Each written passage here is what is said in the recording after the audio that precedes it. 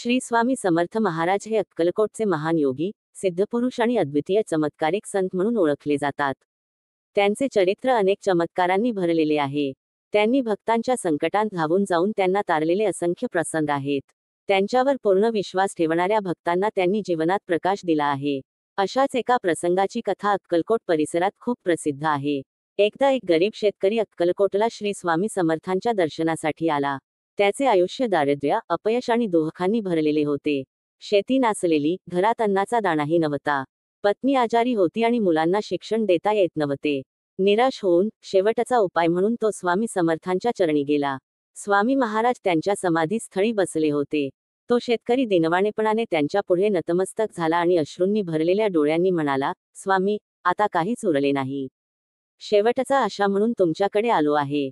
स्वामी हसले आणि म्हणाले, बाळ, जिथे श्रद्धा असते तिथे कृपा आपोआप होते. तू आल्या आल्या समाधान मिळव. त्यानंतर त्याला एक वस्त्र आणि एक मुठं भस्म दिले व सांगितले, हे शेतात टाक. तू आता काळजी करू नकोस. शेतकरी घरी परतला आणि स्वामी समर्थांनी सांगितल्याप्रमाणे ते भस्म शेतात टाकले. पुढच्या काही दिवसांत गावात पाऊस पडला. ज्या जमिनीवर काही उगवत नव्हते तिथे भरपूर पीक आले. अन्नधान्याने घर भरून गेले. पत्नीची तब्येत सुधारली आणि मुलेही शाळेत जाऊ लागली. शेतकरी पुन्हा अक्कलकोटला गेला आणि महाराजांना वंदन करून म्हणाला, स्वामी, तुमच्यामुळेच जीवनात पुन्हा आशा आली. स्वामी महाराज हसत म्हणाले, बाळा, ही माझी नाही, तुझ्या श्रद्धेची फलश्रुती आहे. या चमत्कारातून आपल्याला हे शिकायला मिळते की केवळ संकटातून मुक्त होण्यासाठी नव्हे तर भक्ती, श्रद्धा आणि समर्पण भाव ठेवला तर स्वामी समर्थांची कृपा नक्कीच मिळते. श्री स्वामी समर्थ हे केवळ एक संत नव्हते, तर ते अद्वितीय सिद्ध होते.